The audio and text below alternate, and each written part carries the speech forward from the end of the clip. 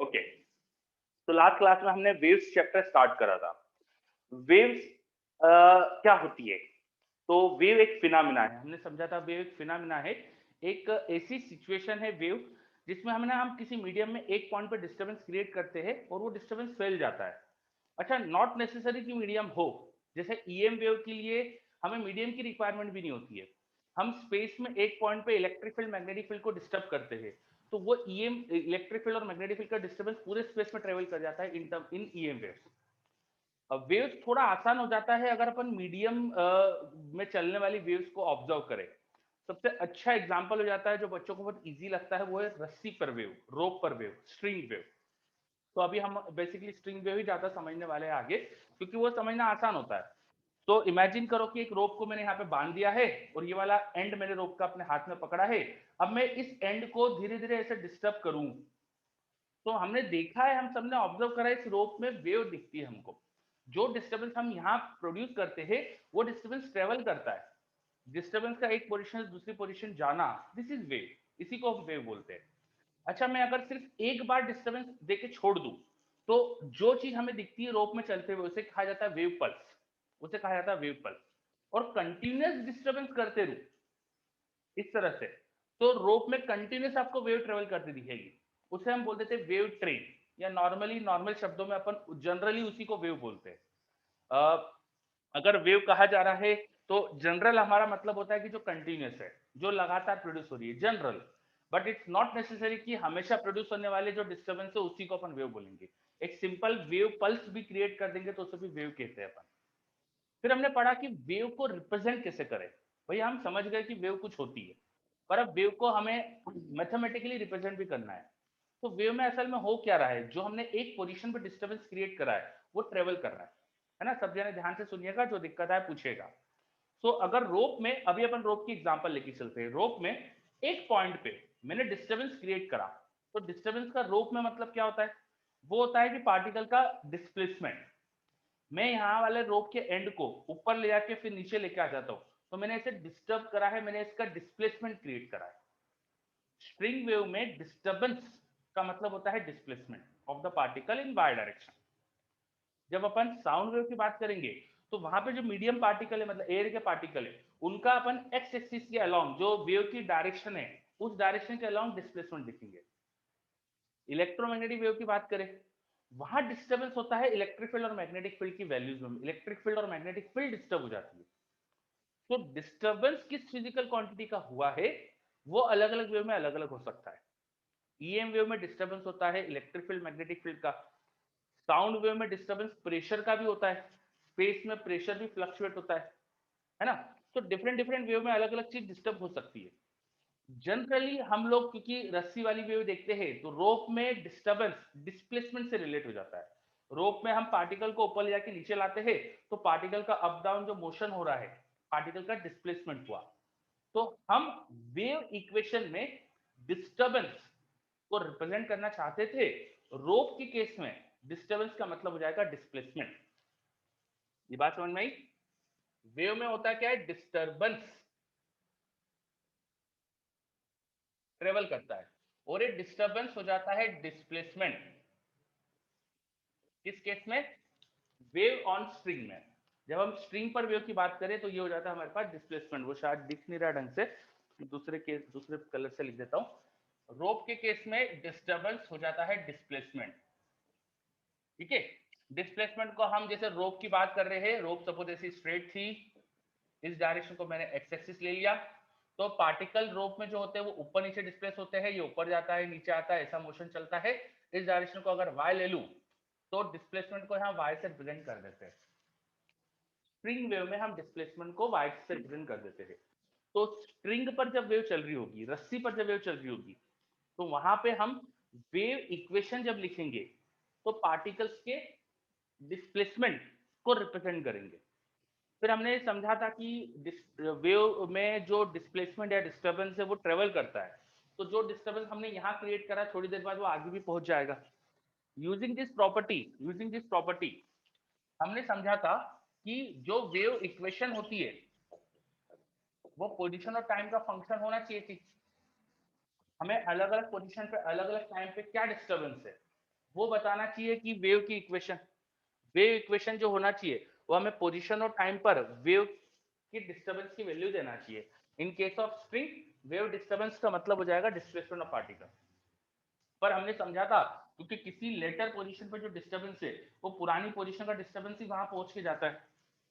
तो at a time T जो x position पर डिस्टर्बेंस है वह थोड़ी देर पहले किसी समय टी नॉट पहले वो कहाँ रहा होगा, तो x minus we T not position पे रहा होगा। वेव की अगर स्पीड वी है, वी क्या है, वेव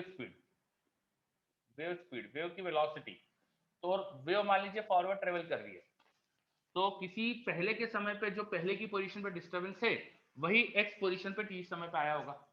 इस वाले लॉजिक से हमें समझ में आ गया था कि वेव की जो इक्वेशन होना चाहिए वो असल में एक सिंगल वेरिएबल का फंक्शन होना चाहिए। ये दो वेरिएबल एक तरह से रिलेट हो जाते थे और वो रिलेशन अपन ने देखा था कुछ ऐसा आ गया था x माइनस वी टी, ऐसा कुछ रिलेशन आ गया था अपना, है ना, या t minus x by v, इसको हमने t minus x by v लिखा था शायद। दोनों एक ही बात है। असल में बात ये बस ये आपको याद रखना है कि जो वेव इक्वेशन होती है वो दो वेरिएबल x और t का अलग अलग फंक्शन नहीं है, वो एक ऐसा फंक्शन है जिसमें t और x का एक लीनियर एक्सप्रेशन है। तो ये एक स्पेशल प्रॉपर्टी होती है वेव इक्वेशन में। कोई भी मैथमेटिकल फंक्शन अगर वेव को रिप्रेजेंट कर रहा है तो वो ऐसा फंक्शन होना चाहिए जो t और x के लीनियर एक्सप्रेशन का फंक्शन है। अच्छा, फिर अपन ने कुछ इस पे एग्जांपल देखे थे, मैंने बहुत सारे फंक्शन दिखाए थे आपको, उसमें से पूछा था कि कौन वेव इक्वेशन रिप्रेजेंट कर सकता है कौन नहीं कर सकता है, तो हमने चेक करा था कि कौन कौन से t और x के लीनियर एक्सप्रेशन का फंक्शन है। साथ ही साथ अगर वो वेव है तो कन्फाइंड होना चाहिए, ऐसा नहीं कि इन्फिनिटी जा रही है। प्रैक्टिकली अपन किसी भी पार्टिकल का डिस्प्लेसमेंट इनफाइनाइट थोड़ी कर सकते हैं। तो प्रैक्टिकल जो हमारा मैथमेटिकल एक्सप्रेशन है वो इन्फिनिटी नहीं देना चाहिए किसी पोजीशन पे। तो उसको देखकर भी अपन ने कुछ फंक्शंस को डिस्कार्ड करा था। चलो, ये सारी चीज अपनी लास्ट क्लास में हो गई थी, क्या है, क्लियर है? Yes sir. आगे बढ़ते फिर। अब वेव की इक्वेशन जो है ये y जो है पार्टिकल का डिस्टर्बेंस है, और अपन रस्सी पे वेव की बात करें तो डिस्प्लेसमेंट है पार्टिकल का।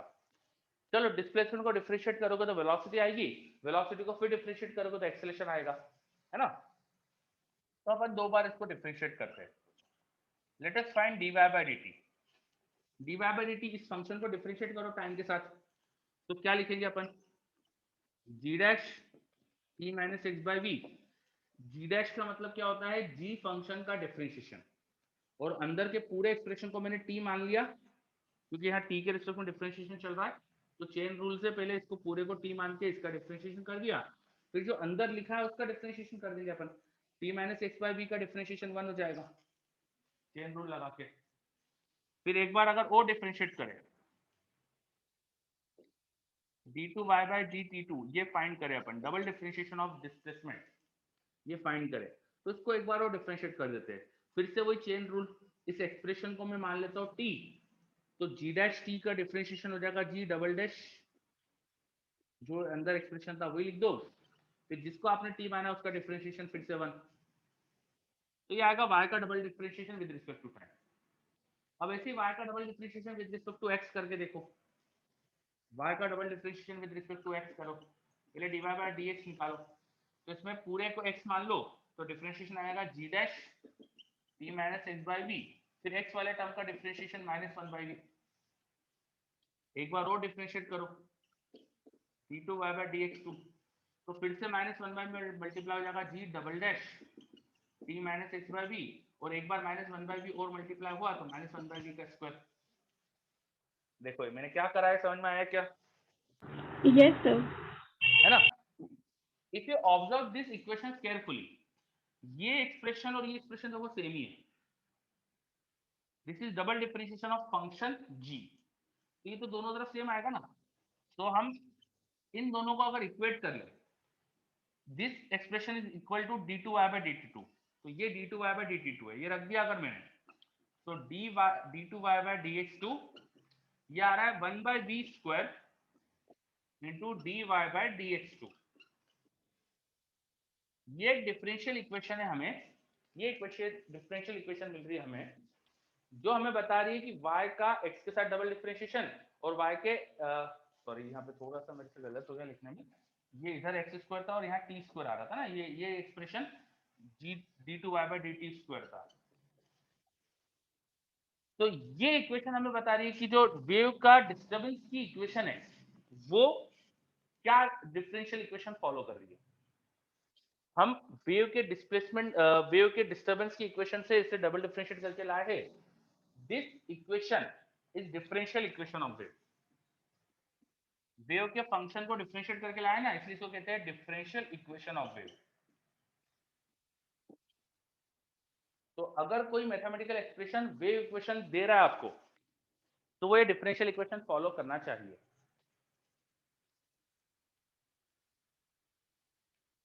तो समझ में आया क्या? थोड़ा सा वेव चैप्टर शुरू में मैथमेटिकल लगता है, बच्चों को लगता है कि इसमें फिजिक्स क्या चल रहा है। बेटा फिजिक्स ही है सब। हम चीजों को मैथमेटिकली लिखना सीख रहे हैं थोड़ा सा, ठीक है। तो अभी तक अपन ने क्या करा, हम वेव की इक्वेशन की प्रॉपर्टीज देख रहे हैं। वेव की इक्वेशन किस तरह की होना चाहिए ये देख रहे हैं अपन, ठीक है। तो अपन ने वेव की डिफरेंशियल इक्वेशन निकाल ली, है ना। आगे फिर मैंने लास्ट क्लास में आपको साइनसोइडल वेव इक्वेशन भी बताई थी क्या होती है। Sinusoidal wave equation, sinusoidal wave equation,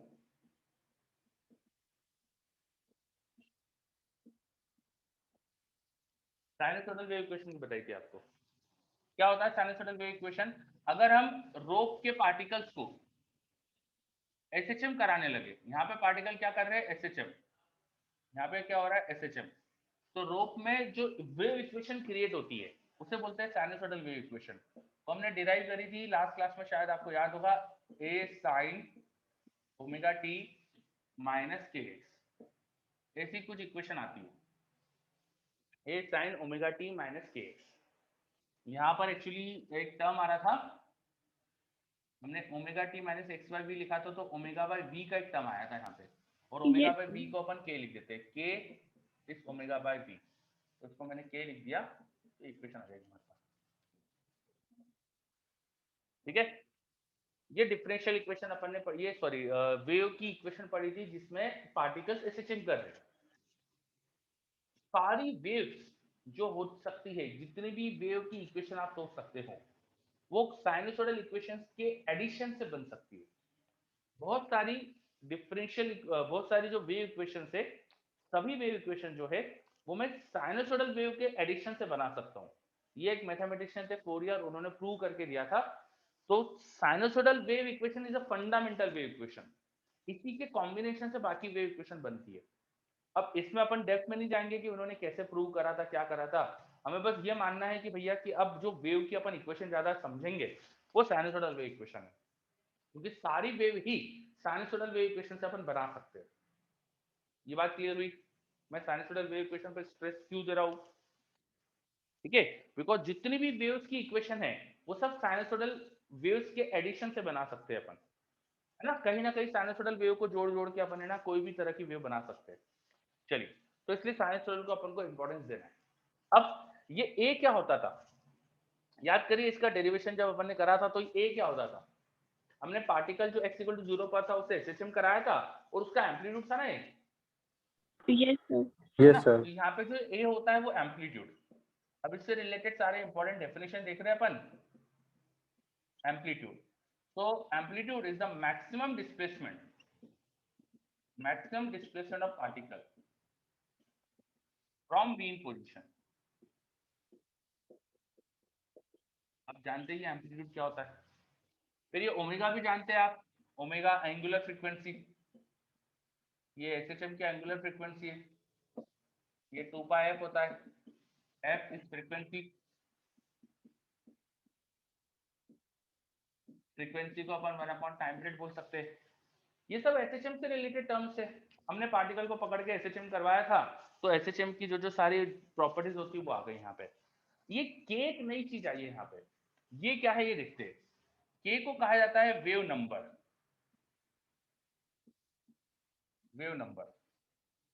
omega और बी इसके रेशियो को कहा जाता है वेव नंबर। बी क्या था यहाँ पे, वेव वेलोसिटी, वेव वेलोसिटी।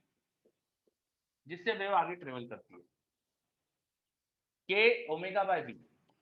एक हम अब अगर स्ट्रिंग में इस इक्वेशन को अपन प्लॉट करें, लेट्स से कि अपन किसी पर्टिकुलर टाइम पर देख रहे हैं, लेट्स से कि किसी पर्टिकुलर टाइम पे देख रहे हैं, let's say t equal to 0 पर देख रहे हैं, एट t इक्वल टू 0। चलो रस्सी के अंदर इक्वेशन t इक्वल टू 0 पर देखे तो y इक्वल टू क्या हो जाएगा, a साइन माइनस के एक्स। t इक्वल टू 0 पर अब मैं x के साथ y को प्लॉट कर सकता हूं, मैं पार्टिकल्स का डिस्प्लेसमेंट विद x प्लॉट कर सकता हूं, क्योंकि मेरे पास इक्वेशन है ना, पार्टिकल का डिस्प्लेसमेंट विद x प्लॉट कर सकते हैं। चलो प्लॉट कर देते हैं, माइनस साइन के एक्स की इक्वेशन है, तो माइनस साइन के एक्स का ऐसा ग्राफ बना देते हैं, तो कुछ ऐसा ग्राफ आएगा, बताओ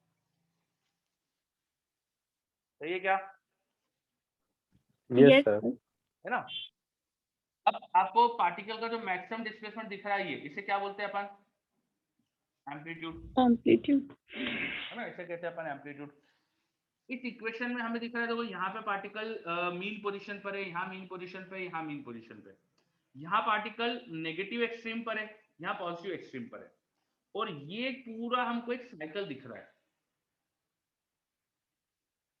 यहां से यहाँ वेव का पूरा एक साइकिल दिख रहा है, इसे कहा जाता है वेव साइकिल।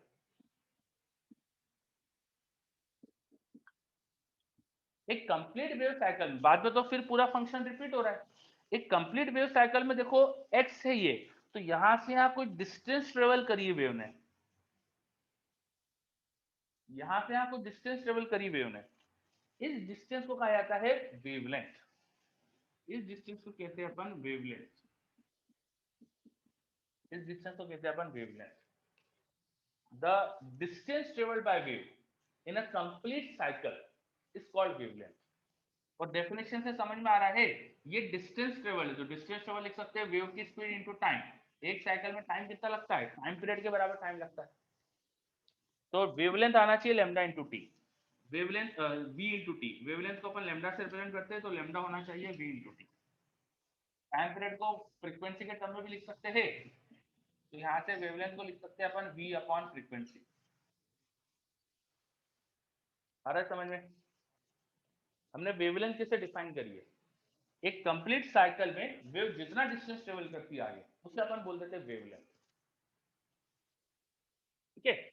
अब जरा ये ओमेगा और वी इसका रेशो देखते हैं, ओमेगा क्या होता था 2 पाई एफ, और नीचे v, v by f lambda था, वी बाय एफ लेमडा था, तो ये 2 पाई बाय लेमडा है, तो के is also 2 pi by lambda, के 2 पाई बाय लेमडा भी आता है, ये अपन ने देखा अभी, के is also 2 pi by lambda.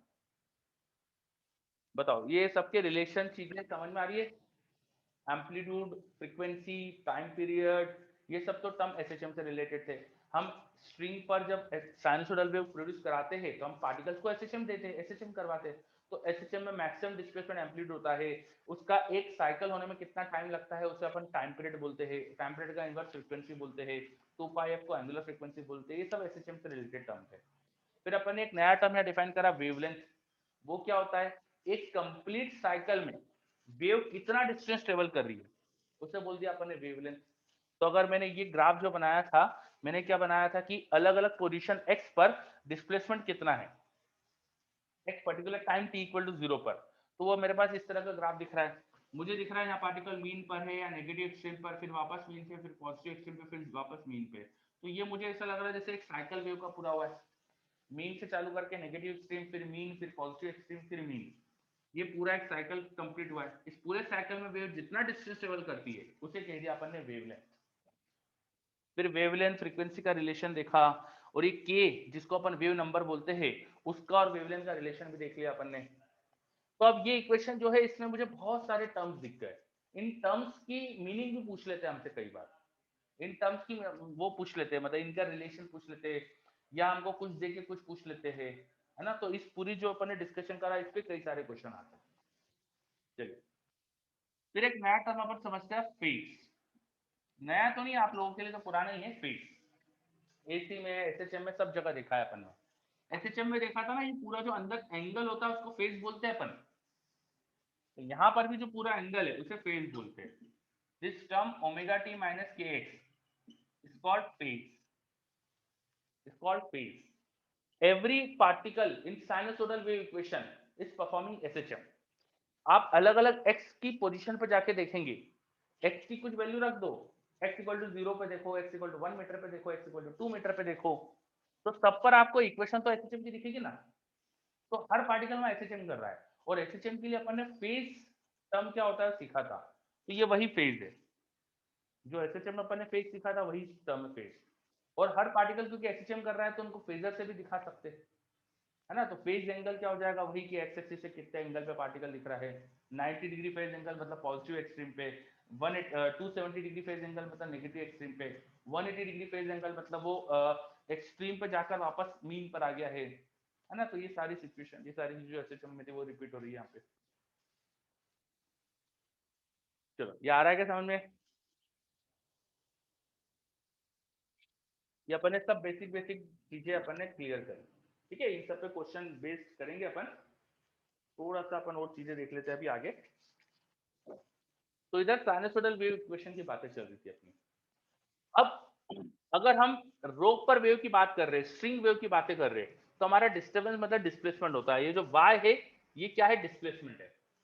इसका एक बार टाइम के साथ डिफरेंशिएशन करा, एक बार टाइम के साथ डिफरेंशिएट करा, तो ये एक्सप्रेशन मुझे क्या देगा, मेरे पास डिस्प्लेसमेंट का टाइम के साथ डिफरेंशिएशन है, और डिस्प्लेसमेंट किसका था, किसी पार्टिकल का, तो उस पार्टिकल की वेलोसिटी देगा। This single differentiation is giving me velocity of particle, है ना। This single differentiation is nothing but velocity of particle. ये समझ में आ रहा है? पार्टिकल वेलोसिटी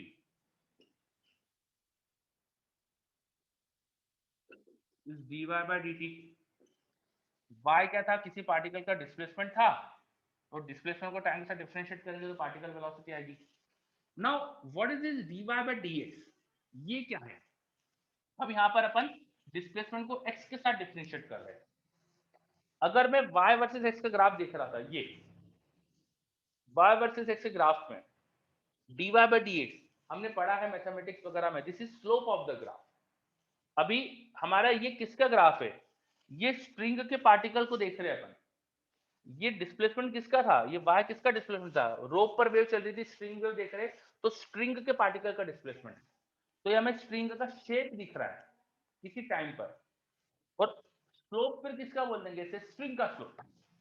तो this dy by dx is slope of string.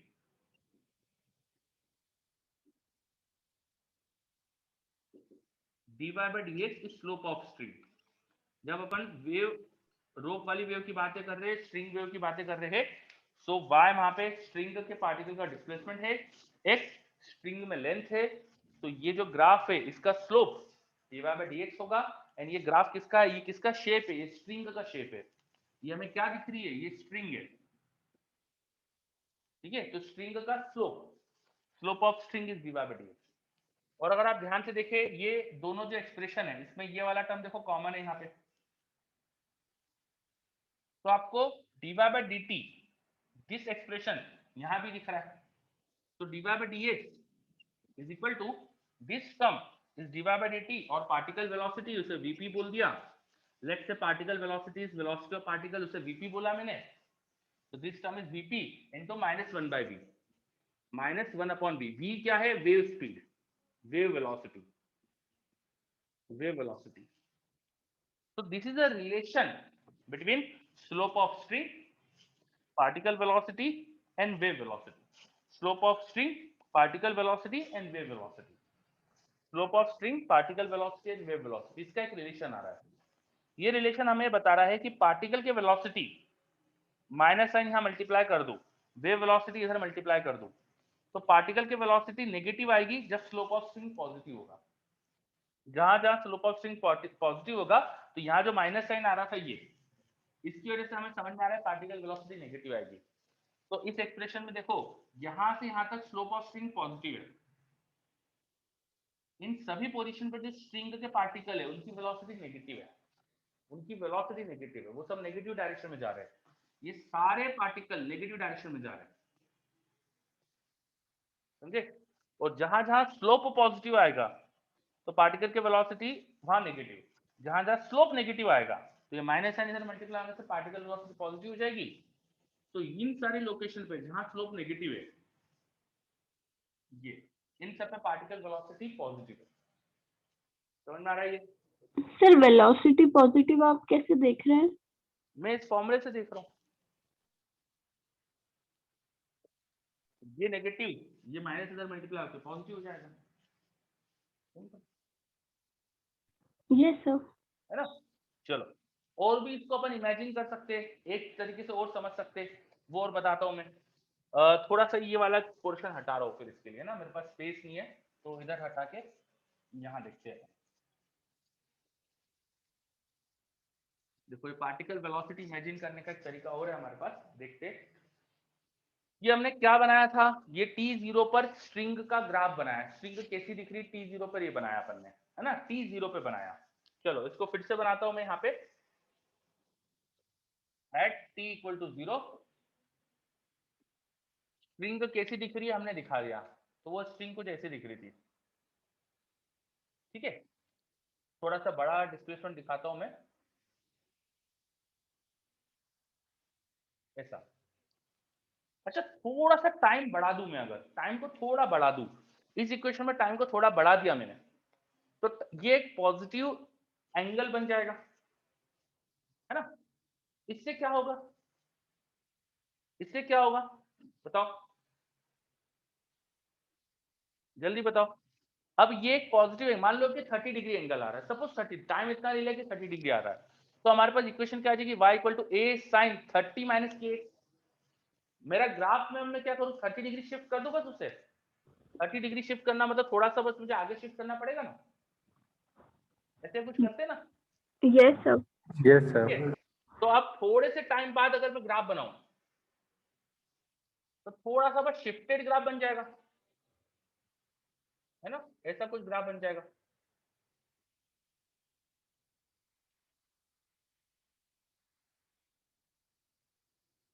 ऐसा कुछ हो जाएगा,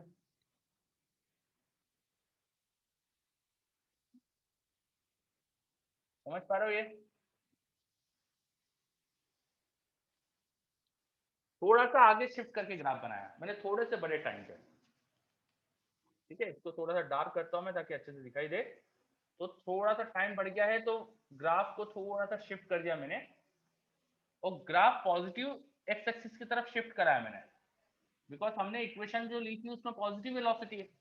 इफ यू रिमेंबर, जब t और x के साइन अपोजिट होते हैं कोफिशिएंट के, तो वेव वेलोसिटी नेगेटिव पॉजिटिव आती है। हमने लास्ट क्लास में वेव वेलोसिटी का भी फॉर्मूला लिखा था, negative of coefficient of t upon coefficient of x। तो इन दोनों का कोफिशिएंट जब एक दूसरे का साइन अपोजिट होगा, तो वेव वेलोसिटी पॉजिटिव आएगी, याद है? तो पॉजिटिव वेव वेलोसिटी मतलब ऐसा लग रहा है ना, देखो ग्राफ थोड़ा सा आगे शिफ्ट हो गया है, दिख रहा है आपको? यस सर, वेव डिस्प्लेस हो गई है सर आगे। हाँ, तो होना ही चाहिए था। तो थोड़े से टाइम बाद देखा है अपन ने, at some time t which is greater than 0, तो ग्राफ ऐसा दिख रहा है। अब करस्पॉन्डिंग पार्टिकल्स को देखो, जैसे इस पार्टिकल को देखो, ये पहले मीन पोजीशन पे था, अब वो थोड़ा नीचे चला गया ना। ये पार्टिकल पहले मीन पोजीशन पे था, थोड़ा नीचे दिख रहा है ना आपको? Yes sir. If you observe carefully, देखो उसका डिस्प्लेसमेंट नीचे हो गया, ठीक है। इस पार्टिकल को देखो, ये पहले पूरे एम्पलीट्यूड जितनी डिस्टेंस पे था, अब एम्पलीट्यूड से थोड़ा ऊपर चला गया, ये दिख रहा है? ये यस जो सर। एकदम पॉजिटिव एक्सट्रीम पे था, पॉजिटिव एक्सट्रीम वाला पार्टिकल थोड़ा नीचे आ गया। इधर के जितने पार्टिकल्स थे वो सब थोड़ा थोड़ा नीचे चले गए। यहां वाला पार्टिकल, इस पार्टिकल को देखो, ये वाले पार्टिकल को देखो, ये पार्टिकल थोड़ा ऊपर था, अब बिल्कुल मीन पर आ गया, तो इसका डिस्प्लेसमेंट इतना हुआ। अगर आप ढंग से ऑब्जर्व करेंगे, तो इस नेगेटिव एक्सट्रीम से लेके इस पॉजिटिव एक्सट्रीम पे जितने पार्टिकल दिख रहे हैं, बीच के सारे पार्टिकल का डिस्प्लेसमेंट नेगेटिव हो रहा है। ये देखो नीचे के नीचे जा रहे हैं सभी, तो नीचे डिस्प्लेसमेंट हो रहा है मतलब वेलोसिटी नीचे, नेगेटिव वेलोसिटी आ रहा है ये, है ना। तो इधर स्लोप नेगेटिव था, तो वेलोसिटी देखो क्या आ रही है। अपन ने, एक सेकंड, कुछ गलती हो गई है, ये अपन ने स्ट्रिंग का ग्राफ बनाया था, नेगेटिव स्लोप पे मुझे वेलोसिटी पॉजिटिव मिलना चाहिए थी ना, तो नेगेटिव स्लोप पे वेलोसिटी पॉजिटिव मिलना चाहिए थी। जस्ट अ सेकंड, एक छोटी सी स्लोप पॉजिटिव है सर। हाँ अच्छा, सॉरी सॉरी, गलत कह रहा हूँ मैं, बिल्कुल सही कह रहा हूँ यार आप। इधर स्लोप पॉजिटिव है, स्लोप पॉजिटिव है तो वेलोसिटी नेगेटिव मिलना चाहिए थी। यस, नेगेटिव मिल रही है। गुड। तो जहां स्लोप पॉजिटिव है हमें दिख रहा है कि वेलोसिटी नेगेटिव है। चलो नेगेटिव स्लोप वाला पोजीशन भी चेक कर लेते हैं। इधर नेगेटिव स्लोप था, can you observe here, negative slope है, ठीक है। तो इस पोर्शन में नेगेटिव स्लोप था। अब इन सारे पॉइंट का देखो क्या हुआ है, जो ये वाला पार्टिकल था वो उठ के यहाँ आ गया तो उसका पॉजिटिव डिस्प्लेसमेंट हुआ। जो ये वाला पार्टिकल था वो उठ के मीन पर आ गया तो वो नीचे से ऊपर आ गया। जो ये यहाँ के जितने पार्टिकल थे सबको देखो थोड़ा ऊपर डिस्प्लेस हो गए, इन सबका ऊपर डिस्प्लेसमेंट है तो इन सबकी वेलोसिटी पॉजिटिव है। समझ आ रहा है? तो जहां जहां नेगेटिव स्लोप था वहां वेलोसिटी पॉजिटिव आ रही है, जहां जहां पॉजिटिव स्लोप था वहां वेलोसिटी नेगेटिव आ रही है। बस यही ये इक्वेशन भी बता रही थी हमें। Relation in slope of string and particle velocity. Is it clear?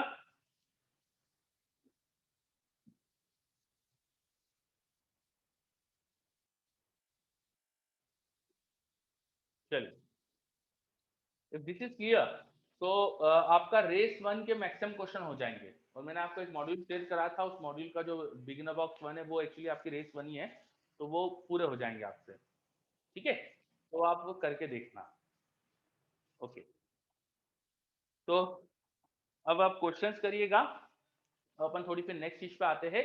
तो अभी अपन ने बेसिक चीजें समझी है वेव चैप्टर के अंदर। अभी हमने क्या समझा है कि वेव की इक्वेशन क्या होती है, वेव की इक्वेशन की प्रॉपर्टीज क्या होना चाहिए, वेव की इक्वेशन में डिफरेंशिएशन वगैरह में रिलेशन वगैरह क्या आ रहा है, ये सारी बेसिक बेसिक चीजें करी है, ठीक है।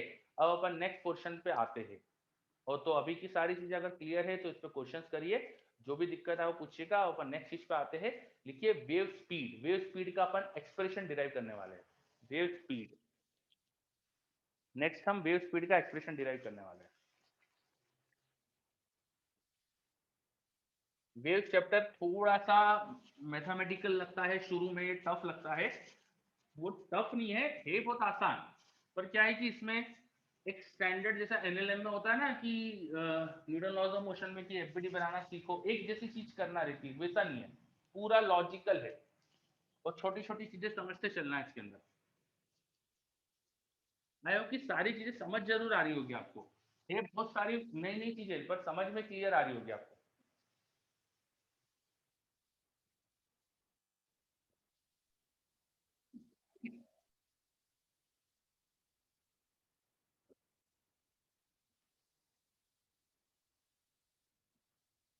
ओके,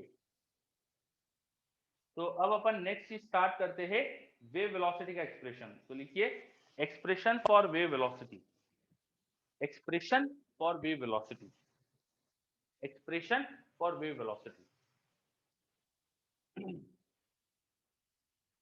ये देखो मैंने एक ही रोप के मैंने दो इंस्टेंट पे डायग्राम बनाए थे, एक ही रोप के दो इंस्टेंट पे डायग्राम बनाए थे। और इन दोनों डायग्राम में मुझे ऐसा लग रहा है, दिख रहा है साफ साफ कि वेव थोड़ा सा आगे डिस्प्लेस हो गई है। वेव पूरे का पूरा डायग्राम उठ के ऐसा आगे शिफ्ट हो गया है ना। यू कैन ऑब्जर्व कि डायग्राम पूरा शिफ्टेड है आगे की तरफ। तो ये आगे की शिफ्टिंग किस स्पीड से हो रही है, इसे हम बोलते थे वेव स्पीड, वेव वेलोसिटी। ये शिफ्टिंग की जो स्पीड है, वेव की स्पीड से आगे जा रही है, वो अब निकालना चाहते हैं अपन। वेव वेलोसिटी हम निकालना चाह रहे हैं। और अभी अपन स्ट्रिंग वेव की बातें कर रहे हैं, तो wave velocity for string wave, for string wave, rope पर जो वेव चलती है ना, स्ट्रिंग रस्सी पे जो वेव चल रही है, उनकी स्पीड निकालना चाह रहे हैं अपन, ठीक है। तो इसे कैसे निकालेंगे देखिए जरा। ये क्या था, ये ब्लू कलर में जो मैंने बनाया था ये क्या है, व्हाट वाज दिस, बताओ जल्दी से रिप्लाई करिए।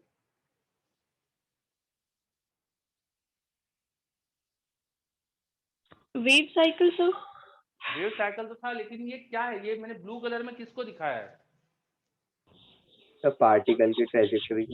पार्टिकल की ट्राजेक्टरी, यस बिल्कुल सही, पार्टिकल की ट्राजेक्टरी। ये ब्लैक कलर में क्या थी यहाँ? ब्लैक कलर में क्या था नीचे? Mean position. मीन पोजीशन किसकी? पार्टिकल। पार्टिकल की, रोप के पार्टिकल की मीन पोजीशन थी, है ना? और ये सब रोप के पार्टिकल की बाद की सिचुएशन पे पोजीशन है, रोप के पार्टिकल की पोजीशन है।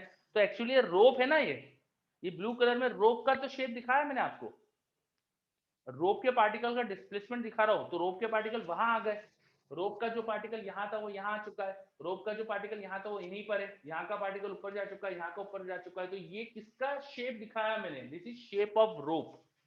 जिस स्ट्रिंग में या जिस रोप में वेव ट्रेवल कर रही है उस रोप का शेप है ये। What is this? This is shape of rope या string. When you stretch a string, एक रस्सी ऐसी रखी और यहाँ पे उसको ऐसे पकड़ के यू डिस्टर्बेंस दिया, तो उस रोप का जो शेप रहता है वो दिखता है ना हमको ऐसा। समझ में इसके बाद? Yes sir. ठीक है, यस। तो दिस इज शेप ऑफ रोप। अब रोप का शेप जो है ना वो देखो, थोड़ा ऐसा था फिर ऐसा हो गया, वो आगे स्पीड, किसी स्पीड से ट्रेवल कर रहा है, वो आगे स्पीड से बढ़ रहा है। ठीक है, क्या पार्टिकल आगे जा रहे हैं क्या? क्या ये पार्टिकल आगे जा रहे हैं क्या? नो जो सर। पार्टिकल यहाँ पे था, जो पार्टिकल यहाँ पे था, क्या वो आगे चला गया है क्या? नहीं, रोप के पार्टिकल तो ऊपर ऊपर नीचे डिस्प्लेस कर रहे हैं। रोप के पार्टिकल तो का डिस्प्लेसमेंट तो अप डाउन हो रहा है। जैसे इस पार्टिकल का डिस्प्लेसमेंट देखो अप हो गया, यहाँ के पार्टिकल का डिस्प्लेसमेंट अप हो गया, रोप के पार्टिकल का डिस्प्लेसमेंट अप डाउन चल रहा है। रोप के पार्टिकल मूव नहीं कर रहे, वो सब अपनी अपनी मीन पोजीशन पे ऐसे ऊपर नीचे डिस्प्लेस हो रहे हैं, और हमें जो ओवरऑल डिस्टर्बेंस है वो ऐसा आगे ट्रेवल करते दिख रहा है। ठीक है, एक काम करते हैं, चलो वेव के साथ वेव की स्पीड से ट्रेवल करना स्टार्ट करते हैं। Let us move with the speed of wave. ये सपोज वो अपना एक रोप का ये एक साइकिल जो था वो एक हाफ साइकिल दिखाया मैंने, और ये वेव में चल रहा था किसी स्पीड से, तो हम भी उसी स्पीड से चलने लगते हैं। चलो हम भी क्या कर रहे हैं, जिस स्पीड से वेव आगे ट्रेवल कर रही है ना उस स्पीड से हम ट्रेवल कर रहे हैं, वेव स्पीड। जब ये डिस्टर्बेंस जिस स्पीड से ट्रेवल कर रहा था रोप में, हम भी उसी स्पीड से साथ साथ ट्रेवल करेंगे, तो मुझे ये डिस्टर्बेंस तो हमेशा मेरे सामने दिखेगा ना। जिस स्पीड से ये डिस्टर्बेंस आगे ट्रेवल कर रहा है मैं भी उसी स्पीड से ट्रेवल कर रहा हूं, तो मुझे ऐसा लगेगा ना कि हमेशा मेरे सामने। बताओ, सही बात है क्या? जस्ट इमेजिन कि दीवार के उधर कोने से लेके यहां तक रस्सी थी, रस्सी में हमने ऐसा डिस्टर्बेंस क्रिएट करा, वो डिस्टर्बेंस जिस स्पीड से ट्रेवल कर रहा है, जिस स्पीड से डिस्टर्बेंस ट्रेवल करता है उस स्पीड को हम बोलते हैं वेव स्पीड, और हम भी उसी स्पीड से ट्रेवल कर रहे हैं। तो हमें डिस्टर्बेंस तो फिर हमेशा हमारे सामने दिखना चाहिए ना, एम आई राइट? ठीक है, चलो हमेशा सामने दिखेगा। अब ये अगर हमेशा सामने दिख रहा है, रोप के पार्टिकल का क्या होगा? रोप रोप इस तरह से की थी, ठीक है, रोप के पार्टिकल का तो ऊपर नीचे डिस्प्लेसमेंट चल रहा था, लेकिन हम ऐसा चल के देख रहे हैं, we are now moving like this, और हम रोप के देख रहे हैं। तो रोप के पार्टिकल तो हमको जिस स्पीड से हम जा रहे हैं उस स्पीड से पीछे जाते दिखेंगे ना? बोलो, विथ रिस्पेक्ट टू ऑब्जर्वर,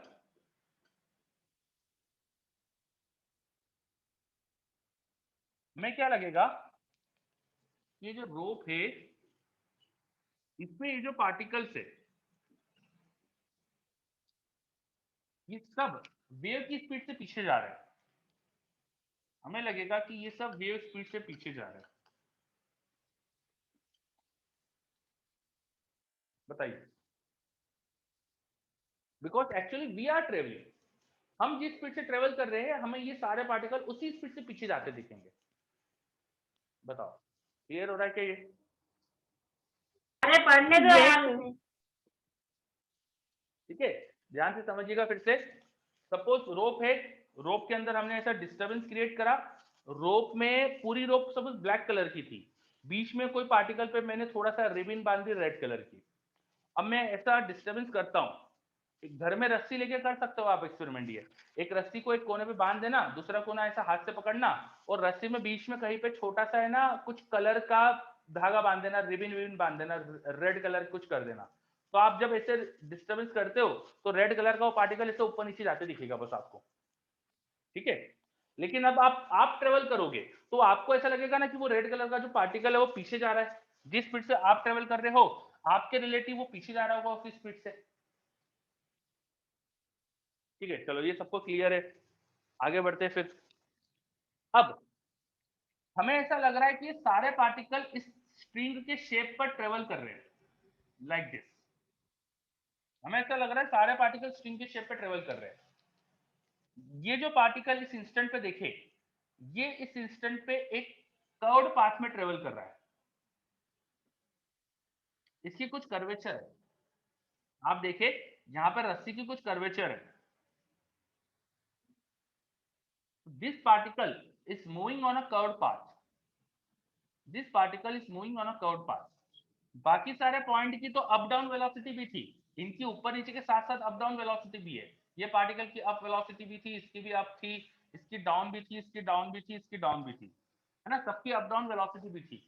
लेकिन जो स्ट्रिंग के टॉप मोस्ट पॉइंट पे पॉइंट होता है, वो टॉप मोस्ट पॉइंट पे है तो उसकी हॉरिजॉन्टल वर्टिकल वेलोसिटी नहीं होगी, जस्ट टॉप मोस्ट पॉइंट पे पार्टिकल की वर्टिकल नहीं होगी, उसकी सिर्फ हॉरिजॉन्टल है। तो ये पार्टिकल हमें इस आर्क वाले पाथ पे सर्कुलर मोशन जैसा करके दिखेगा। जो भी रेडियस होगी इस आर्क की, सर्कुलर मोशन करना है। सर्कुलर मोशन के लिए हमें चाहिए सेंट्रीपिटल फोर्स। रस्सी के इस पार्टिकल को मिलना चाहिए सेंट्रीपिटल फोर्स। समझ में आ रहा है क्या बात? ठीक है, रस्सी के इस पार्टिकल को मिलना चाहिए सेंट्रीपिटल फोर्स। चलो इतनी इतनी रस्सी काट के अलग से देखते हैं।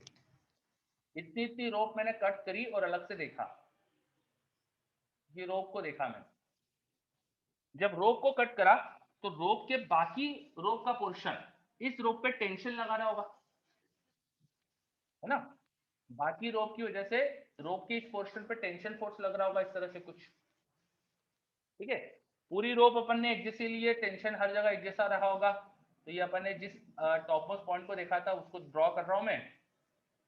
सपोज ये आर्क का यहाँ पे एंगल डी थीटा था, सिमेट्री से दोनों तरफ यहाँ पे अब ये डी थीटा एंगल है, तो ये भी डी थीटा एंगल हो जाएगा। इस रोप के छोटे से पोर्शन पे बाकी रोप का जो टेंशन फोर्स है वो इस तरह से लग रहा होगा, ठीक है। अब ये टेंशन फोर्स का डाउनवर्ड एक कंपोनेंट आ रहा है, देखो इस टी का टी साइन डी थीटा, इस टी का टी साइन डी थीटा नीचे लग रहा है, और जो कॉस वाले वो कैंसिल हो रहे हैं। तो साइन वाला कंपोनेंट है तो सेंट्रीपिटल फोर्स दे रहा होगा, समझ आ रहा है। इन दोनों टी के 2t साइन डी थीटा ये जो कंपोनेंट है यही तो सेंट्रीपिटल फोर्स दे रहा होगा।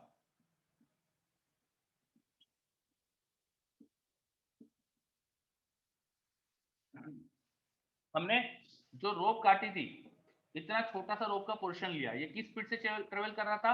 वेव की स्पीड से। क्योंकि हम वेव की स्पीड से जा रहे थे तो हमारे रिलेटिव वेव स्पीड से पीछे जा रहा होगा, तो वेव स्पीड से ट्रेवल कर रहा है। तो उसको सेंट्रीपिटल फोर्स कितना चाहिए? अगर ये रेडियस आर है तो वो होना चाहिए उसका mass into v square by r. जो भी इस पोर्शन का मास है उसको मैंने डीएम बोल दिया, तो dm into v square by r. बताओ सही लिखा है क्या सेंट्रीपिटल फोर्स मैंने? हम इस रोप के पोर्शन को देख रहे हैं, हम वेव की स्पीड से ट्रेवल कर रहे थे, वेव की स्पीड v है, तो हमें ये पॉइंट v स्पीड से पीछे जाते दिखना चाहिए। इस पॉइंट का v स्पीड पीछे की तरफ है और ये r रेडियस के सर्कल में चल रहा है, तो इसको सेंट्रीपिटल फोर्स जो रिक्वायर्ड होगा वो होगा mass into v square by r. देखो कोई समस्या है क्या, बताओ इसमें। अब ध्यान देना, as d theta is small, d theta वो छोटा एंगल है, तो sine d theta is nearly d theta.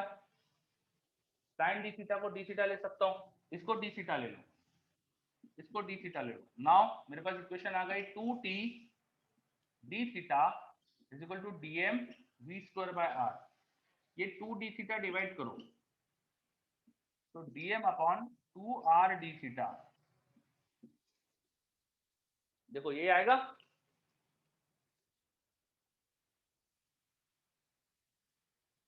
ठीक है, तो this length is r, this is r, this total angle is 2d theta. What will be this arc length? What will be this arc length? Arc length 2r d theta तो होगी.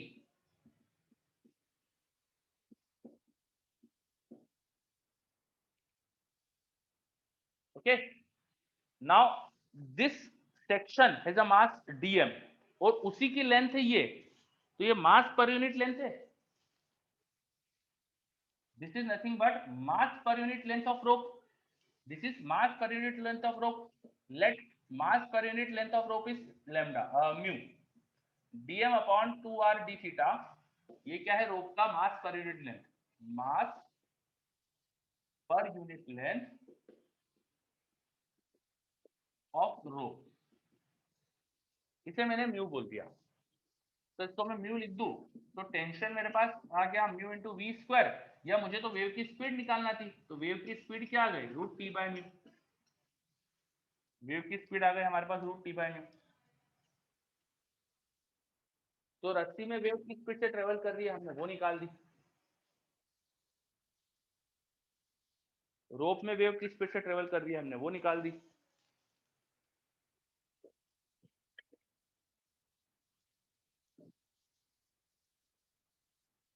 देखिए समझिए अच्छे से क्या करा है हमने. ये ब्लू कलर में जो ये दिखाया मैंने, ये क्या था? बेसिकली शेप ऑफ रोप था. तो shape of rope actually change होता है विद टाइम. ओके.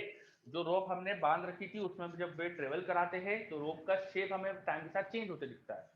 मैंने क्या करा, मैंने रोप में एक जो वेव की पल्स ये दिख रही थी मुझे, ये जो टॉप जो सेक्शन दिख रहा था ना, मैं इसके साथ चलने लग गया है ना. ये मुझे आगे बढ़ते दिख रहा है किस स्पीड से? वेव स्पीड से. तो मैं इसके साथ v स्पीड से चलने लग गया. जब v स्पीड से चलने लगूंगा, अब मेरे रिलेटिव रोप को देखूंगा तो रोप के पार्टिकल मुझे ना पीछे जाते दिखेंगे. अगर आप खुद घर पे भी एक्सपेरिमेंट करके देख सकते हो. रस्सी को बांधना, रस्सी में एक जगह पे कुछ है ना कलर कर देना, फिर ऐसा डिस्टर्बेंस करना तो कलर पार्टिकल बस ऊपर नीचे आते दिखेगा. अब आप ट्रेवल करते दिखोगे, आप अगर ट्रेवल करके देखोगे आपको पार्टिकल उतनी स्पीड से पीछे जाते दिखेगा. तो वो पार्टिकल सब उतनी स्पीड से पीछे जा रहे हैं. हमने जो टॉपमोस्ट पॉइंट पे पार्टिकल है सिर्फ उसको ऑब्जर्व करा, उस पार्टिकल को देखा, तो उसकी कोई वर्टिकल स्पीड तो होगी नहीं, बिकॉज टॉपमोस्ट पॉइंट पे है तो वाई डायरेक्शन में स्पीड नहीं होनी चाहिए. टॉपमोस्ट पॉइंट पे है वो, तो उसकी जस्ट इस इंस्टेंट पे वाई की स्पीड 0 होना चाहिए. हमारे रिलेटिव देख रहे हैं तो वेव की जो स्पीड थी वही स्पीड से हमको पीछे जाते दिखना चाहिए था. यहाँ पे छोटा सा रस्सी का पोर्शन काटा, इस पोर्शन को देखा, ये पोर्शन आर रेडियस के सर्कल में सर्कुलर मोशन जैसा कर रहा है. मैंने मान लिया कि यहाँ पे जो रोप का शेप है वो आर रेडियस की आर्क बना रहा है. रोप का जो शेप है वो आर रेडियस की आर्क बना रहा है. रोप का शेप आर रेडियस की आर्क बना रहा है. तो इसको मैंने निकाल के देखा. यहाँ इसमें रस्सी का टेंशन टी लग रहे थे, सेंटर की तरफ कितना फोर्स है वो निकाला. वो होना चाहिए सेंट्रीपिटल फोर्स, सेंटर की तरफ जो फोर्स है. ये डी थीटा को छोटा था, D theta sine d theta को डी थीटा कर दिया, फिर ये टी इक्वल टू ये एक्सप्रेशन आ गया. और ये एक्सप्रेशन तो क्या दिख रहा है हमें? मास पर यूनिट लेंथ. इसका मास अपॉन इसकी लेंथ, तो मास पर यूनिट लेंथ हो गया ये. तो हमें टेंशन मिल गया म्यू वी स्क्वायर, या रोप की स्पीड, रोप में जो वेव चल रही थी उसकी स्पीड का एक्सप्रेशन आ गया. तो ऐसे करके हमने वेव स्पीड का एक्सप्रेशन निकाल दिया. देख लो अच्छे से, कहीं कुछ भी डाउट है तो पूछ लो.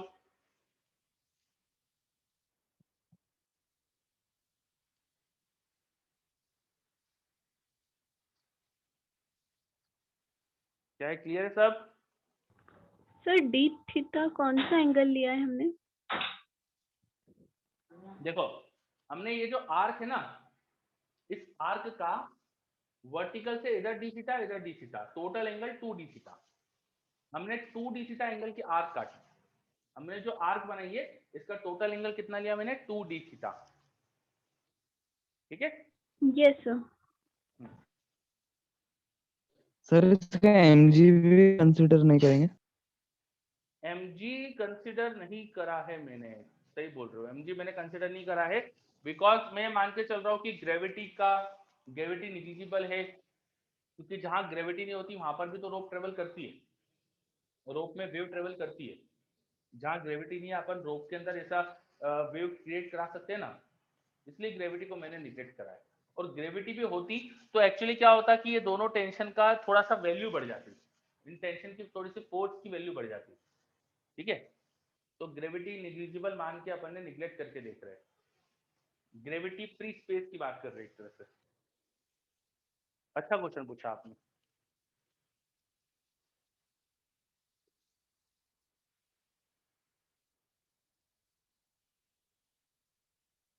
चलिए, और ग्रेविटी यूज भी कर लोगे, ग्रेविटी को लगा भी दोगे, तो एक्चुअली यहाँ पर बस एक mg का फोर्स और लगाओगे, और m जो होगा उसका छोटा सा मास है, ये बहुत ही छोटी सी लेंथ ली है, तो वो छोटा सा मास इंटू जी, जी एक कांस्टेंट है, तो वो छोटा सा मास इंटू जी जो फोर्स आ रहा होगा ना, वो इसके टर्म में बहुत निग्लिजिबल आता है, उसको निग्लेक्ट कर दिया एक तरह से सोचो।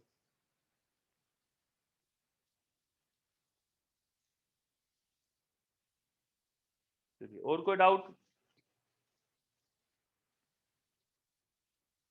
Any other doubt? क्या पूरा डेरिवेशन क्लियर है?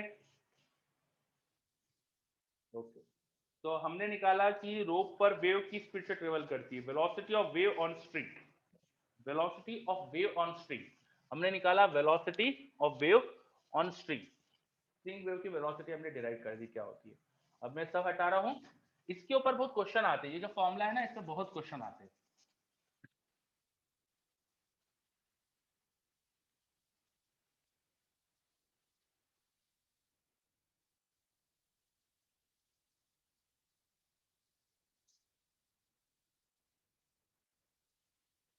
अब इस पे क्वेश्चन किस किस टाइप के आते हैं?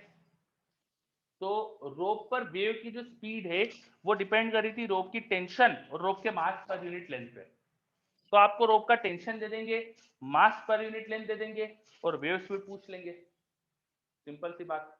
रोप में टेंशन आपको अलग अलग तरीके से दे सकते हैं, जैसे एक बहुत ही आसान सा क्वेश्चन, जैसे अगर मैं दूं आपको,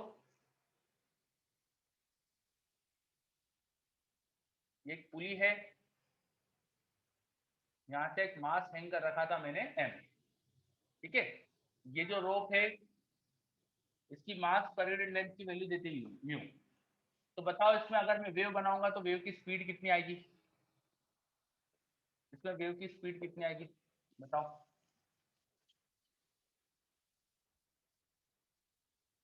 रोप का मास पर यूनिट लेंथ मैंने दे दिया है म्यू, और इस रोप में मैंने एम मास यहाँ पे हैंग कर दिया है, ठीक है, ग्रेविटी नीचे की तरफ जी है। अब मैं पूछ रहा हूँ कि इसमें अगर वेव प्रोड्यूस करूंगा तो वेव की स्पीड क्या आएगी, बहुत ही आसान क्वेश्चन।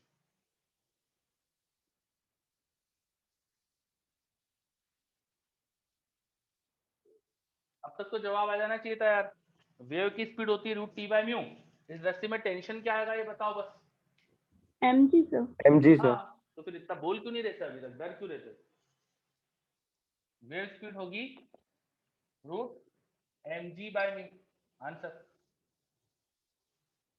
हो गया ना। Yes sir. चलो, ठीक है, आगे बढ़ते हैं। अच्छा, ये मैंने माना था कि ये जो इतनी इतनी रोप थी इसकी वजह से कोई वेट में फर्क नहीं आ रहा, एम ही अकेला ही यहाँ पे, मैंने ये लेंथ ही नहीं दिया आपको, तो आप इसका वेट ही नहीं लिख सकते थे, है ना, नहीं तो टेंशन थोड़ा बढ़ जाता, चेंज हो जाता। ठीक है, अगला क्वेश्चन।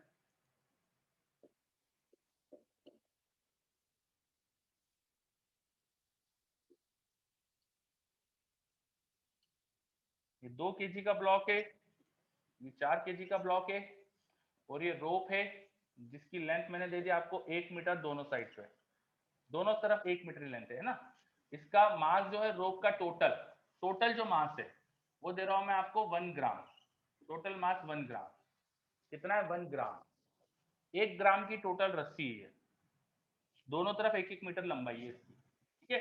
दोनों मास को छोड़ा, दोनों मास को छोड़ दिया, और इस रोप के अंदर वेव प्रोड्यूस करी, तो उस वेव की स्पीड कितनी आएगी, वेव स्पीड इन रो, करो।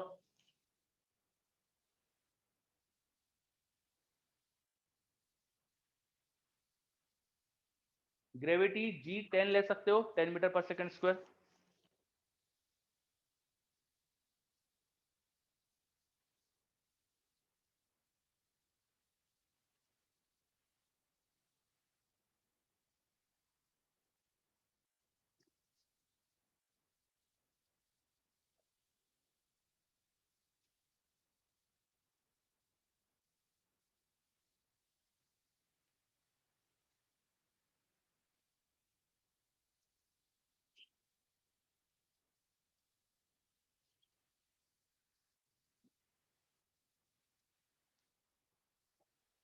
ग्रेविटी की वैल्यू 10 मीटर पर सेकंड स्क्वायर ले सकते हो।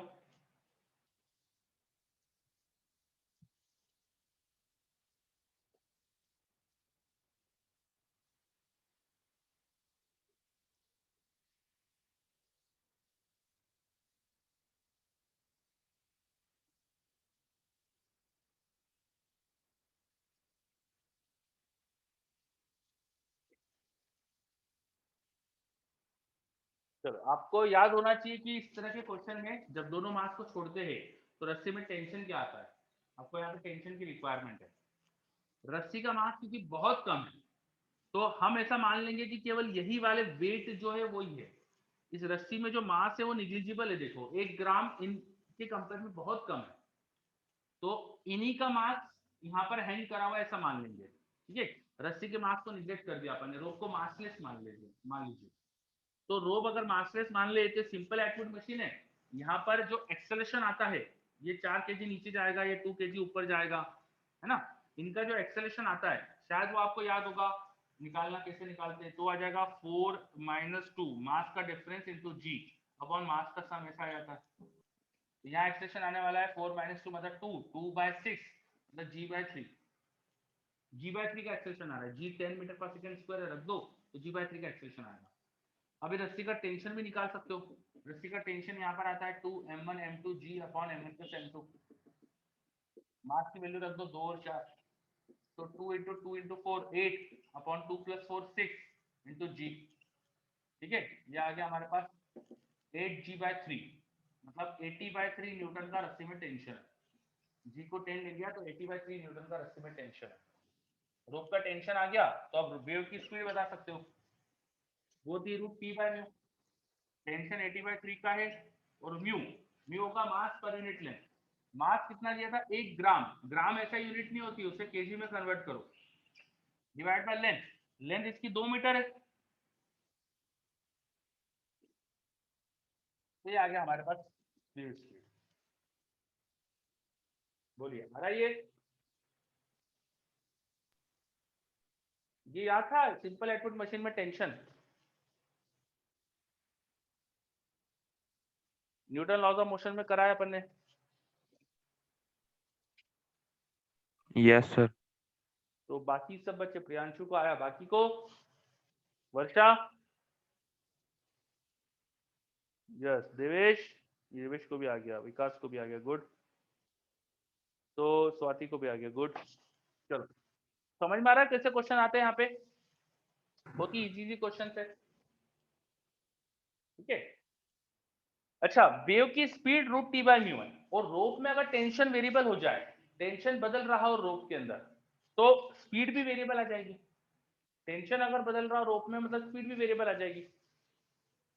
इसका भी एक केस होता है जहां टेंशन बदलता है रोप में, बताता हूं मैं आपको।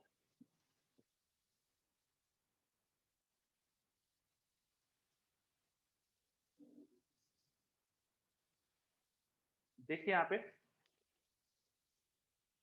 सपोज सीलिंग से हमने एक रोप हैंग करी, सीलिंग से हमने एक रस्सी लटकाई और रस्सी में चलो नीचे एक मास भी लटका दिया, ऐसा मान लेते हैं अपन। रोप का भी मास है, मास ऑफ रोप मैंने आपको दे दिया m, mass of rope m, और m निग्लिजिबल नहीं दिया, m छोटा नहीं है, m निग्लिजिबल नहीं है, m is comparable to capital M।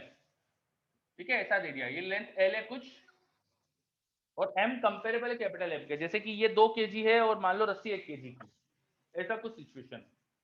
अब बताओ एकदम इस पॉइंट पे देखेंगे, ये सिस्टम इक्विलिब्रियम में हैंग कर रखा है और ग्रेविटी नीचे g है, ग्रेविटी नीचे g है। अब बताओ इक्विलिब्रियम में देखेंगे तो रस्सी के इस वाले पॉइंट पे टेंशन कितना आएगा, ये कैपिटल M और ये टोटल रोप का मास स्मॉल m, रस्सी के इस वाले पॉइंट पे यहाँ वाले एंड पे टेंशन कितना आएगा, बताओ जल्दी से। इक्विलिब्रियम में, इक्विलिब्रियम की बात कर रहे हैं, रस्सी के नीचे वाले एंड में टेंशन कितना आएगा, mg, mg आएगा। कौन सा m, capital M, very good. और ऊपर वाले एंड पे देखेंगे तो टेंशन क्या आएगा, capital M plus small m into g. बिल्कुल सही है ना, क्योंकि यहाँ पे जो टेंशन होगा वो इस रस्सी का वेट और इसका वेट दोनों को बैलेंस करेगा, तो इस पॉइंट पे टेंशन इसका और इसका दोनों का वेट का सम के बराबर आएगा। बीच वाले पॉइंट पे, रस्सी के बीच वाले पॉइंट पे देखते तो टेंशन क्या आता, रस्सी के बीच वाले पॉइंट पे देखते तो टेंशन क्या आता, mg plus mg by 2 into G. Capital M plus M/2 into G. बिल्कुल सही है ना, capital M plus small m/2 into g. तो ना इस रोप में टेंशन वेरिएबल है, ये आपको अभी समझ में आ गया, इस रोप में टेंशन वेरिएबल है। अगर मैं नीचे वाले एंड से किसी x डिस्टेंस पे जाऊं, नीचे वाले एंड से किसी x डिस्टेंस पे जाऊं और यहां पर आपको रस्सी का टेंशन पूछूं यहां, तो आप क्या रिप्लाई करोगे? यहाँ रस्सी का टेंशन क्या है? Capital M plus small m by x into g. यहाँ पे टेंशन आएगा capital M plus small m by L into x into g. बिल्कुल सही कहा, ठीक है, क्योंकि इतनी लेंथ का जो मास हो जाएगा वो हो जाएगा m into x by L, mass into g कर दिया, ये टेंशन आएगा। टेंशन वेरिएबल है, तो यहाँ पर अगर कोई वेव प्रोड्यूस करता तो वेव की स्पीड भी तो वेरिएबल आती, वेव स्पीड होती है रूट टी बाई में, टी आ रहा है हमारे पास capital M plus small m by L into x into जी।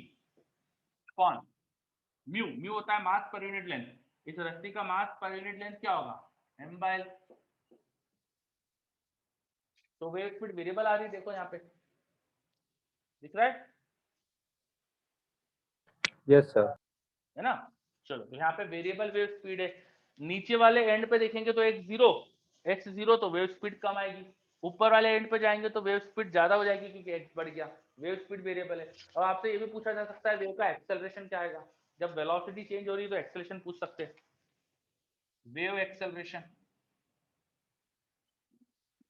वो हो जाएगा डिफरेंशिएशन ऑफ वेव स्पीड। ये वेव स्पीड को अगर v बोला तो d dt ऑफ v। अब लेकिन ये टाइम का एक्सप्रेशन तो है ही नहीं, वहां पे तो x का एक्सप्रेशन है, तो उसको अपन एक काम करेंगे, इसको लिखेंगे dv by d x into D x by D T, तो dx बाई dt को v कर लेना,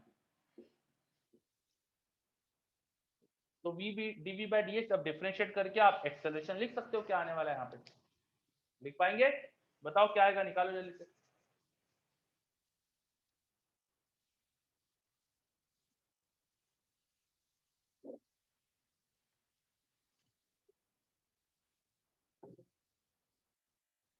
डिराइव करिए जल्दी से, बताइए क्या आएगा।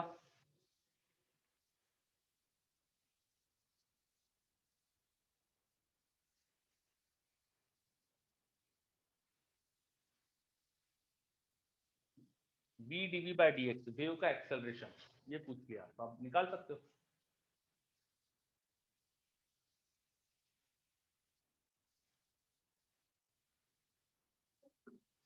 चलो, मेरे पास आंसर आ गया है विकास का, very good Vikas.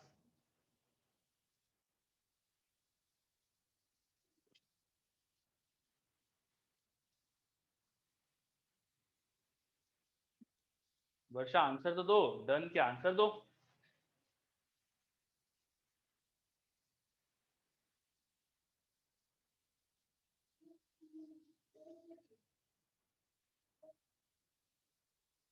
v into dv by d x differentiate करना है, या समझ,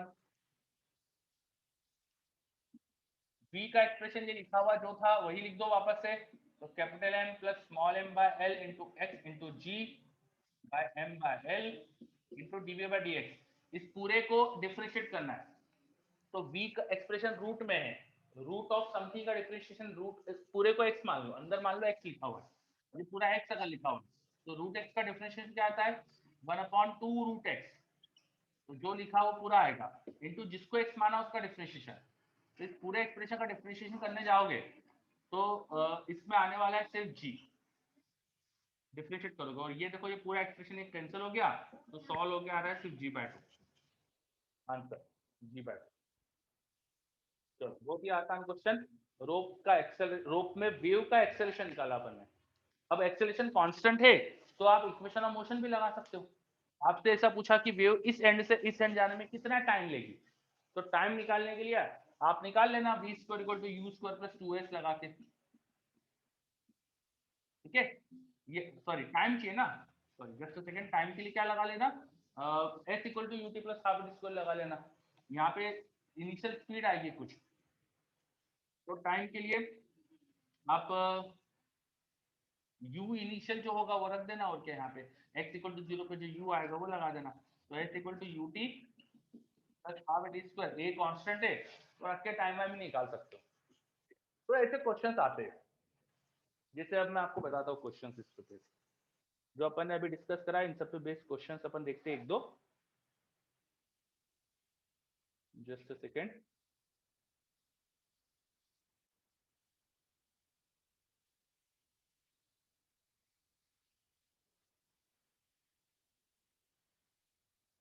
चलो, आपको मैंने एक मॉड्यूल शेयर करा था कल पिछली क्लास में, बस वही मॉड्यूल में फिर से ओपन कर रहा हूँ।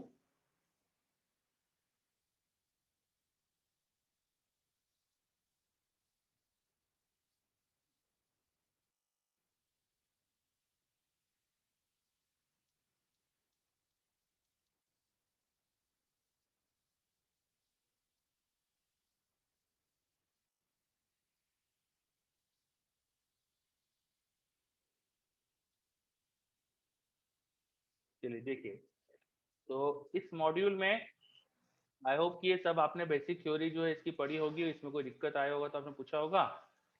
आज तो वैसे पूछा ही नहीं कुछ आपने। अब देखो, कुछ सिंपल सिंपल से क्वेश्चन है। जैसे कि एक क्वेश्चन है, pulse is given by the equation. एक इक्वेशन दे दी है, पूछा है direction of propagation of wave. तो आपको एक्स और टी का साइन देखना है। एक्स के साथ में +1 लिखा है, टी के साथ में -10 लिखा है।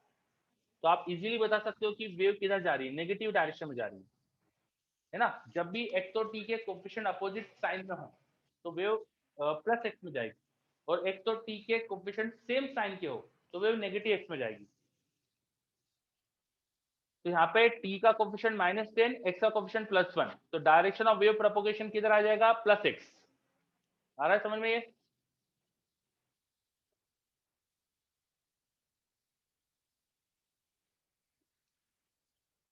Is it clear? चलो ये क्वेश्चंस करिएगा आप। तो देखिए, बिगिनर बॉक्स 1, इसके सारे क्वेश्चन आपसे हो जाएंगे। और ये बिगिनर बॉक्स 2 जो वेव स्पीड पे बेस्ड है, इसके भी सारे क्वेश्चन आपसे हो जाएंगे। तो मैंने ये जो कुछ इलस्ट्रेशन के क्वेश्चन है, ये इस टाइप का क्वेश्चन कराया आपसे। जैसे अभी ये जो क्वेश्चन दिख रहा है इलस्ट्रेशन 5, ये सेम मैंने आपसे बोर्ड पे करवाया है ना। वहां पे उन्होंने डाटा दे रखा है और मैंने बिना डाटा के क्वेश्चन दिया था, मैंने वेरिएबल के फॉर्म में दिया है, तो आप कर सकते हो। उस क्वेश्चन में देखिए उन्होंने वेवलेंथ भी पूछी आखिरी में। वेवलेंथ, वेवलेंथ कैसे निकाल सकते हैं? वेवलेंथ होती है wave velocity into time period. Time period या फ्रीक्वेंसी से भी लिख सकते हो वेवलेंथ को, आप रिलेट कर सकते हो। तो वेव वेलोसिटी चेंज हो रही है तो वेवलेंथ चेंज होगी, करस्पॉन्डिंगली आप वेवलेंथ निकाल सकते हो। आ रहा है समझ में? Yes sir. Yes sir. चलो, तो इस पे बेस्ड एक क्वेश्चन देख लेते हैं अपन जल्दी से। तो ये देखिए, क्वेश्चन नंबर 4 करिए। क्वेश्चन नंबर 4 करिए जल्दी से। ये क्वेश्चन नंबर 4 करिए।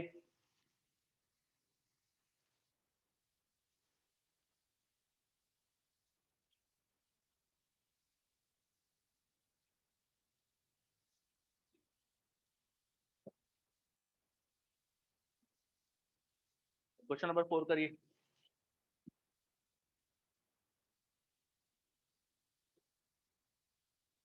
A uniform rope of mass 0.1 and length 2.45 meter hangs from a ceiling. मास के साथ कुछ लिखा नहीं है, मतलब ऐसा ही में मान लेना केजी है, ये मान लीजिएगा। Uniform rope of mass 0.1 kg and 2.45 metre hangs from a ceiling. रस्सी से रस्सी को अपन ने टांग रखा है छत से, ठीक है। Find the speed of transverse wave in the rope at a point 0.5 metre distance from the lower end. Lower end से 0.5 मीटर पे कोई पॉइंट है, वहां पर आपको वेव की स्पीड पूछी है। करिए।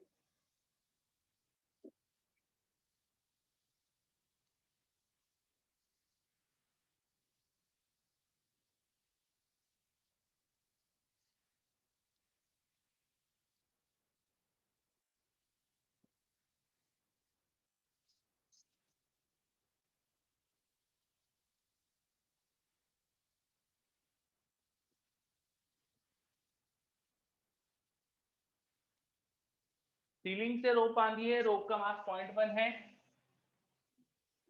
रोप का मास 0.1 है और उसकी जो लेंथ है वो 2.45 मीटर है, ठीक है। तो इसका मास पर यूनिट लेंथ आप निकाल सकते हो 0.1 अपॉन 2.45। अब नीचे वाले एंड से 0.5 मीटर ऊपर जाना है आपको और यहाँ पर वेव की स्पीड बतानी है। तो यहाँ टेंशन निकालो। टेंशन हो जाएगा 0.5 मीटर जो रोप है उसका मास ये हो जाएगा length into mass per unit length, length into mass per unit length into जी, ये आ गया टेंशन। तो वेव स्पीड होना चाहिए थी root T by mu, T की वैल्यू क्या है 0.5 into 0.1 upon 2.45 into g, g is going to be 10 upon mu, mu क्या है 0.1 अपॉन 2.45। सॉल्व करो, देखो ये कैंसिल आउट हो रहा है, 0.5 इंटू 10 रूट 5 मीटर पर सेकेंड, ये आ गया आंसर। आ रहा है ये, बताइए सब आ रहा है? Yes sir. चलो second part, calculate the time taken by transverse wave to travel the full length of rope, rope की लेंथ में ट्रेवल करने में टाइम कितना लगेगा ये पूछा आपसे। तो टाइम कैसे निकाल सकते हैं? लोअर एंड पे जाके देखोगे तो लोअर एंड पे तो जस्ट टेंशन जीरो हो जाएगा, तो जस्ट स्पीड जीरो हो जाएगी यहाँ पे। तो अब s equal to ut plus half d square लगा दो, लोअर एंड पे स्पीड जीरो है, एक्सेलरेशन यहाँ भी निकालना g/2 आएगा, इसका एक्सेलरेशन हमेशा g/2 आता है जो करा अपन ने, इंटू टी स्क्वायर, और डिस्प्लेसमेंट कितना कराना है, टोटल डिस्प्लेसमेंट 2.45, यहाँ से यहाँ जब रोक जाएगी तो अब इसको सॉल्व करके निकाल लो टाइम। बोलो, कर सकते हैं इसको?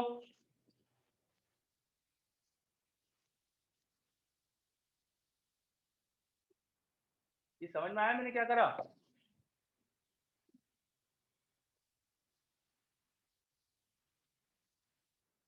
चलिए बहुत बढ़िया। तो अब देखिएगा इसके अंदर क्वेश्चन आप सारे करिए, बहुत आसान आसान क्वेश्चन है। जैसे एक क्वेश्चन और करते हैं अपन, चलो एक क्वेश्चन और करते हैं।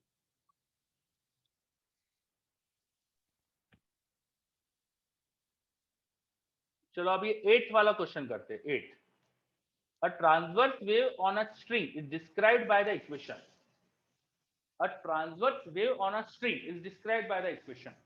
आपको एक वेव की इक्वेशन दे दी है क्वेश्चन में, क्वेश्चन में एक वेव की इक्वेशन दे दी है, a transverse wave on a string is described by the equation।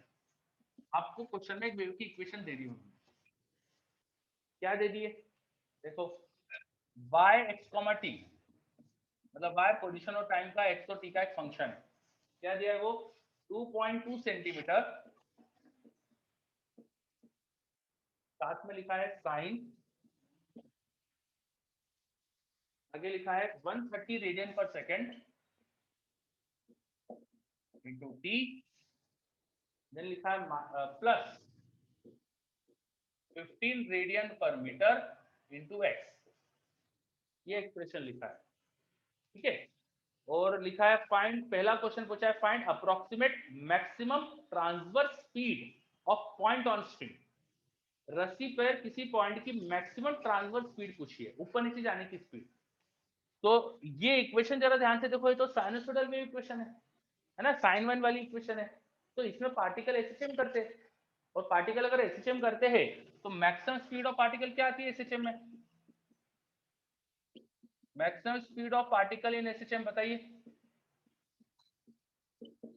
बोलो maximum speed of particle in SHM क्या आती है?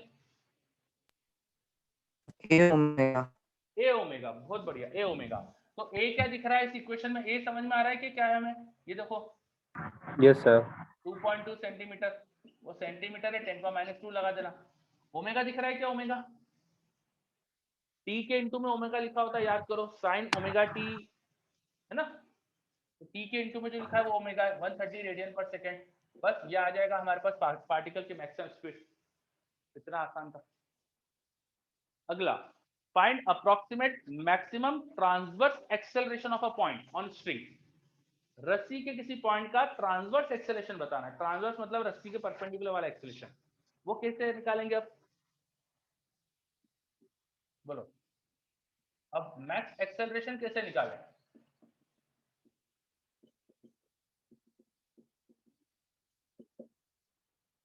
जल्दी जवाब दो। ए ओमेगा स्क्वायर। ए ओमेगा स्क्वायर हो जाएगा मुझे लगता है अब तो, ये है ना, जब ए और ओमेगा पता है तो ए ओमेगा स्क्वायर भी निकाल सकते हो। अगला, approximate speed of wave moving along the string, रस्सी पर जो वेव चल रही है उसकी स्पीड क्या है। तीसरा पार्ट पूछा है speed of wave. Speed of wave, wave की स्पीड बतानी है, वो कैसे निकालते हैं याद करो। मैंने बताया था क्या, negative of coefficient of T upon coefficient of x.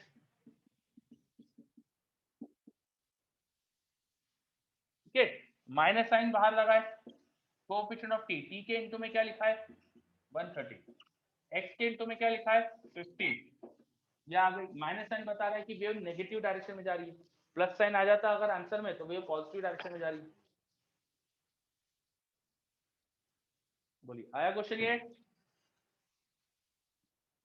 Yes sir. चलो देखिए, अब इस इन बिगिनर बॉक्स के आप है ना सारे क्वेश्चन आप करिएगा। ठीक है, ये BB2 जो है उसमें 8 क्वेश्चन है, बेसिकली आपकी रेंज देखना वो यही है। तो थोड़े बहुत क्वेश्चन ऊपर नीचे है उसमें, बाकी मैक्सिमम क्वेश्चन तो इसी टाइप के है। तो अब आपको ये बिगिनर बॉक्स 2 करना है, इसके पहले के सारे इलस्ट्रेशन जो दिख रहे हैं ये भी करना है। अभी अपना एनर्जी का कैलकुलेशन बाकी है। ये देखो यहाँ पे एनर्जी के बारे में लिखा है, kinetic energy, potential energy, associated with wave, ये पढ़ा नहीं अपन ने, ये पढ़ेंगे हम। इसके अलावा बाकी सारी चीजें अपनी हो गई है। तो अब ये दोनों बिगिनर बॉक्स आपको करना है, कर लेंगे आप। Yes, sir. तो ये करिए, जब आप क्वेश्चंस करोगे तो टॉपिक इजी लगेगा, क्वेश्चन नहीं करोगे तो टॉपिक बहुत टफ लगने वाला है। इस टॉपिक के अंदर एक दिक्कत बस ये होती है कि इसका एक फ्लो जो होता है वो बाकी टॉपिक जैसा एक स्मूथ फ्लो नहीं रहता है। यहाँ पर थोड़ा सा लॉजिकल अप्रोच ज्यादा चलती है। ठीक है, शुरू से थोड़ा लॉजिक ज्यादा लगाना पड़ता है यहाँ पे, और थोड़ा मतलब चीजों का मीनिंग समझना, बहुत सारे फॉर्मुलेस को इंकॉर्पोरेट करना, बस ये करना है इसके अंदर। तो क्वेश्चंस करो तो आपको बहुत आसान लगेगा। चलिए, तो आप ये क्वेश्चन करके लाइएगा नेक्स्ट क्लास में। नेक्स्ट क्लास में मैं एनर्जी कैलकुलेशन बताने वाला हूँ वेव की। ये क्वेश्चन डिस्कस कर लेंगे सारे, एनर्जी कैलकुलेशंस करेंगे वेव की, वेव में कितनी एनर्जी ट्रेवल करती है, ये सारी बातें।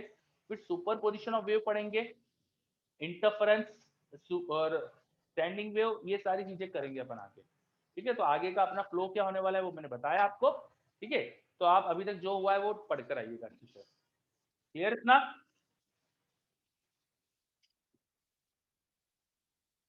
चलिए, तो नेक्स्ट क्लास में मिलते हैं फिर अपन। बाय सबको।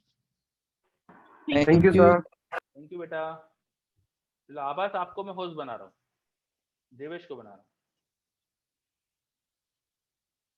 चलिए बाय सबको, टेक केयर, क्वेश्चन जरूर करके लाइएगा।